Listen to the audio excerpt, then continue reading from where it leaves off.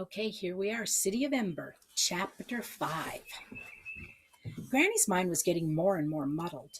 Lena would come home in the evenings and find her rifling through the kitchen cupboards, surrounded by cans and jars with their lids off, or tearing the covers off her bed and trying to lift up the mattress with her skinny arms. It was an important thing, she would say, the thing that was lost. But if you don't know what it was, said Lena, how will you know when you found it? Granny didn't try to answer this question. She just flapped her hands at Lena and said, "Never mind, never mind, never mind," and kept on searching. These days, Mrs. Myrtle spent a great deal of time sitting by their window rather than her own. She would tell Granny she was coming to keep her company. "I don't want her to keep me company," Granny complained to Lena, and Lena said, "Maybe she's lonely, Granny. Let her come." Lena rather liked having Mrs. Murdo around.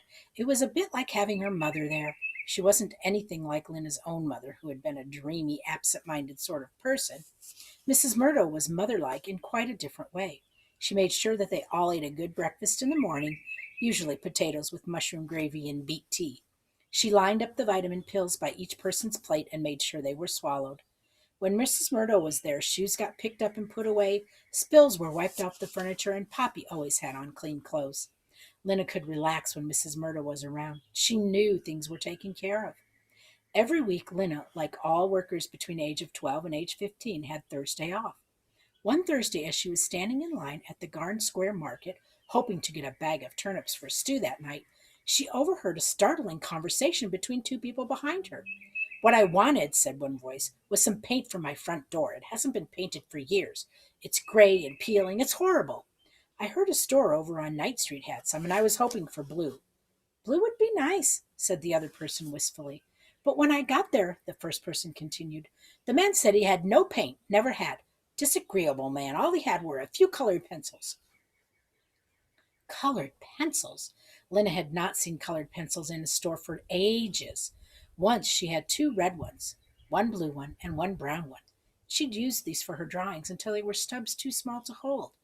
Now she only had one plain pencil left, and it was rapidly growing shorter. She longed to have colored pencils for her pictures of the imaginary city. She had a feeling it was a colorful place, though she didn't know what colors might be. There were other things, of course, on which her money would be better spent. Granny's only coat was full of holes and coming apart at the seams. But Granny rarely went out, Lena told herself. She was either at home or in the yarn shop. She didn't really need a new coat, did she? Besides, how much could a few pencils cost? She could probably get a coat for Granny and some pencils. So that afternoon she set out for Night Street. She took Poppy with her. Poppy had learned how to ride piggyback. She wrapped her legs around Lena's waist and gripped Lena's throat with her small, strong fingers. On Bouleau Street, people were standing in long lines with their bundles of laundry at the washing stations. The washers stirred the clothes in the washing machines with long poles. In days past, the machines themselves had whirled the clothes around, but not one of them worked any more. Lena turned up Hafter Street, where the four street lamps were still out and a building crew was repairing a partially collapsed roof. Orley Gordon had called out to her from high up on her ladder, and Lena looked up and waved. Farther on, she passed a woman with bits of rope and string for sale, and a man pulling a cart full of carrots and beets to the grocery store. At the corner, a cluster of little children played catch with a rag ball. The streets were alive with people moving today, moving fast. Lena threaded her way through them. But as she went into Ortewell Street, she saw something that made her slow down. A man was standing on the steps of the gathering hall, shouting and howling, and a crowd of people had gathered around him. Lena went closer, and when she saw who it was, her insides gave a lurch. It was Sage Morral. His arms flailed widely and his eyes were stretched wide open, and in a high, rapid voice he wailed out a stream of words. "I have been to the unknown regions," he cried. "There is nothing, nothing, nothing there. Did you think something out there might save us? Ha! There's only darkness and monsters, darkness and terrible deep holes, darkness forever. The rats are the size of houses. The rocks are sharp as knives. The darkness sucks your breath out. No hope for us out there. Oh, no, no hope, no hope." He went on like this for a few minutes, and then he crumpled to the ground. The people watching him looked at each other and shook their heads. "He's gone mad," Lena heard someone say. "Yes, completely," said someone else. Suddenly Sage sprang up again and resumed his terrible shouting. The crowd stepped back. Some of them hurried away. A few of them approached Sage, speaking in calming voices. They took him by the arms and led him, still shouting, down the steps. "Who dat? Who dat?" said Poppy in her small, piercing voice. Lena turned away from the miserable spectacle. Hush, Poppy, she said. It's a poor, sad man. He doesn't feel good. We mustn't stare. She headed toward the night street, which ran along Greengate Square.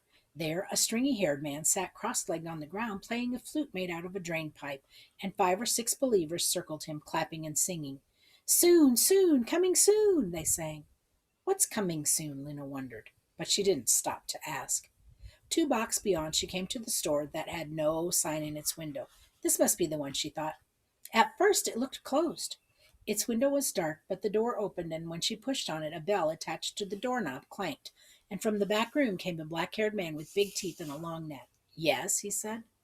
Lena recognized him. He was the one who'd given her the message for the mayor on her very first day of work. His name was Hooper. No, Looper, that's what it was. Do you have pencils for sale? She asked. It seemed doubtful. The shop's shelves were empty, except for a few stacks of used paper. Poppy squirmed on Lena's back and whimpered a little. Sometimes, said Looper. Poppy's whimper became a wail. All right, you can get down, Lena said to her. She set her on the floor where she tottered about unsteadily. What I'd like to see, said Lena, are your colored pencils, if you have any. We have a few, said Looper. They're somewhat expensive, he said, showing his pushy teeth. Could I see them? Asked Lena. He went into the back room and returned a moment later carrying a small box, which he set down on the counter. He took the lid off. Lena bent forward to look. Inside the box were at least a dozen colored pencils. Red, green, blue, yellow, purple, orange. They had never even been sharpened. Their ends were flat. They had erasers. Lena's heart gave a few fast beats. How much are they? She asked. Probably too much for you, the man said, smiling again. Probably not, said Lena. I have a job. Good, good, the man said. No need to take offense. He picked up the yellow pencil and twirled it between his fingers. Each pencil, he said, $5. $5? For 7 you could buy a coat. It would be an old patch coat, but still warm. That's too much, Lena said. He shrugged and he began to put the lid back on. But maybe, Lena's thoughts raced. Let me look at them again. Once more the man lifted the lid and Lena bent over the pencils. She picked one up. It was painted a deep, clear blue, and on its flat top was a blue dot of the lead. The pink eraser was held on by a shiny metal collar. It was so beautiful. I could just buy one, Lena thought, and then I could save a little more and buy a coat for Granny next month. Make up your mind, said the man. I have other customers who are interested if you aren't. All right, I'll take one. No, wait. It was like hunger, what she felt. It was the same as when her hand sometimes seemed to reach out by itself to grab a piece of food. It was too strong to resist. I'll take 2, she said, and a faint, dizzy feeling came over her at the thought of what she was doing. Which 2? The man said. There were more colors in the box of pencils than in all of Ember. Ember's colors were all so much the same. Gray buildings, gray streets, black sky. Even the color of people's clothes was faded from long use into a mud green and a rust red and a gray blue. But these colors, they were as bright as the leaves and the flowers in the greenhouse. Lena's hand hovered over the pencils. The blue one, she said, and the yellow one. No, no, the man made an impatient noise in the back of his throat. The green one, said Lena. I'll take the blue and the green. She lifted them out of the box, and she took the money from her pocket of her coat and handed it to the man, and then she put the pencils in her pocket. They were hers now. She felt a fierce, defiant joy. She turned to go, and it was then she saw the baby was no longer in the store. Pappy! She cried, and she whirled around. Did you see my little sister go out? She asked the man. Did you see which way she went? He shrugged. Didn't notice, he said. Lena darted into the street and looked in both directions. She saw lots of people, some children, but no Poppy. She stopped an old lady. Have you seen a little girl, a baby, walking by herself in a green jacket with a hood? The old woman just stared at her with dull eyes and shook her head. Poppy! Lena called. Poppy! Her voice rose to a shout. Such a little baby couldn't have gone far, she thought. Maybe down towards Greengate Square, where there were more people walking around. And she began to run. And then the lights flickered and flickered again and went out. Darkness slammed up in front of her like a wall. She stumbled, caught herself, and stood still. She could see absolutely nothing. Shouts of alarm came from up and down the street, and then silence. Lena stretched her arms out. Was she facing the street or a building? Terror swept through her. I must just stand still, she thought. The lights will come on again in a few seconds. They always do. But she thought of Poppy, alone in the blackness, and her legs went weak. I must find her. She took a step, and when she didn't bump into anything, she took another step, and the fingers of her right hand crumpled against something hard. The wall of a building, she thought. Keeping her hand against it, she turned a little left and took another step forward, and then suddenly her hand touched empty air. This would be Deadlock Street. Or had she passed Deadlock Street already? She couldn't keep the picture of the streets clear in her mind. The darkness seemed to fill not just the city around her, but the inside of her head as well. Heart pounding, she waited. Come back, lights, she pleaded. Please come back. She wanted to call out to Poppy to tell her to stand still, not to be afraid. She would come for her soon. But the darkness pressed against her and she couldn't summon her voice. She could hardly breathe. I was just checking the time. She wanted to claw the darkness away from her eyes as if it were someone's hands. Small sounds came from here and there around her, a whimpering, a scuffling, and in the distance someone called out incoherently. How many minutes had gone by? The longest blackout ever had been 3 minutes and 14 seconds. Surely this was longer. She could have endured it if she had been on her own. It was the thought of Poppy, lost, that she couldn't stand, and lost because she had been paying more attention to a box of pencils. Oh, she'd been selfish and greedy, and now she was so sorry. She made herself take another step forward, but then she thought, what if I'm going away from Poppy? And she began to tremble. She felt sinking and dissolving inside of her, and that meant she was going to cry. Her legs gave way like wet paper, and she slid down until she was sitting on the street with her head on her knees. Trembling, her mind a wordless whirl of dread, she waited, and endless time went by. A moan came from somewhere to the left, and a door slammed. Footsteps started and then stopped. Into Lena's mind floated the beginning of the worst question. What if the lights never... And she squeezed her arms around her knees and made the question stop. Lights, come back, she said to herself. Lights, come back, come back. And then suddenly they did.